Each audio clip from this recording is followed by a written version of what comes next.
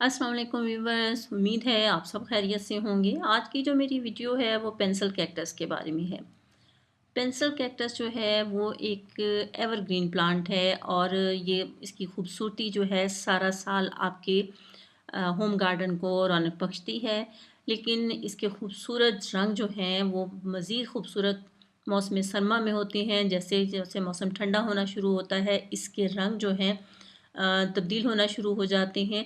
और पहले ये हल्के येलो कलर में होते हैं, फिर जो इनका कलर तब्दील होता है वो ऑरेंज और उसके बाद रेड। और जब ये प्लांट बहुत से प्लांट एक जगह पे पड़े हों तो ऐसे लगता है कि जैसे आग लगी हुई है और ये बहुत खूबसूरत रंग इसके लगते हैं। वैसे तो इसमें येलो कलर के बहुत छोटे-छोटे फूल भी लगते हैं, लेकिन इसकी असल खूबसूरती इसकी जो टिप्स हैं या स्पाइक्स हैं, इनका आप कह लें कि रंग तब्दील होना, वो इसकी खूबसूरती है। और ये एक मुनफरिद प्लांट है। और ये प्लांट खूबसूरत होने के साथ-साथ एक्चुअली एक ईज़ी टू केयर प्लांट है। इस प्लांट को खाद जो है आप बेशक ना दें, इसको आपने एक दफ़ा खाद डाल दी तो इसके बाद सालों तक इसको आप खाद नहीं भी दे रहे तो इसको कोई प्रॉब्लम नहीं है।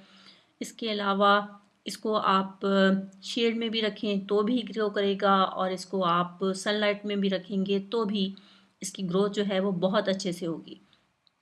सिर्फ ये होगा कि जब शेड में रखेंगे तो इसके जो रंग हैं वो ग्रीन ही रहेंगे, और जब इसको आप बाहर रखेंगे तो सर्दियों में जो कोहरा पड़ता है उसकी वजह से इसके रंग जो हैं वो तब्दील हो जाएंगे और इसकी खूबसूरती सामने ज़्यादा नुमायाँ होगी।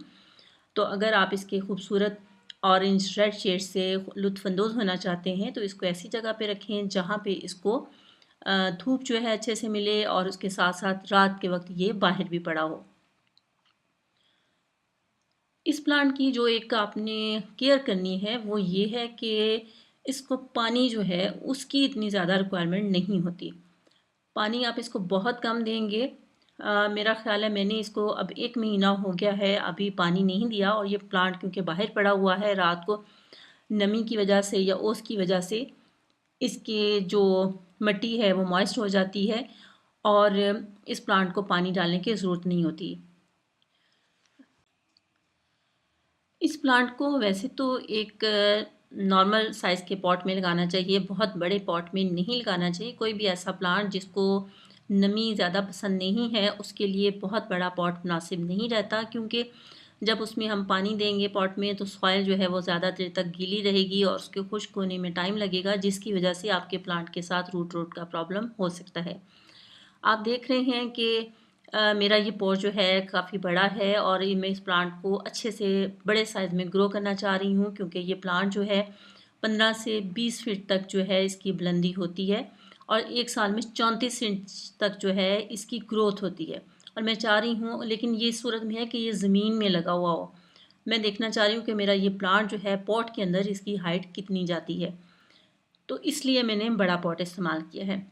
लेकिन उसके साथ-साथ क्योंकि इसको नमी नहीं चाहिए तो मैंने ये किया कि जो पॉट का निचला हिस्सा था उसमें मैंने कोलांचू के बेशुमार जो है प्लांट वो लगा दिए हैं, क्योंकि उनको भी पानी की ज़रूरत होती है, बहुत ज़्यादा पानी की ज़रूरत उनको भी नहीं होती।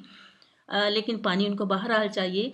तो इस नीचे बेस में मैंने वो प्लांट लगा दिए, कोलांचू के प्लांट लगा दिए, ताकि जो एक्स्ट्रा मॉइस्चर है वो उसमें से वो एब्ज़ॉर्ब करते जाएँ और प्लांट को कम पानी मिले और मेरा ये प्लांट जो है हेल्दी रहे। पेंसिल कैक्टस जो है वो जैसे लो मेंटेनेंस प्लांट है, उसी तरह इसकी कटिंग को भी लगाने के लिए कुछ ख़ास केयर आपने नहीं करनी है। किसी भी महीने में आप इसको ग्रो करें, इसकी ग्रोथ जो है वो शुरू हो जाती है।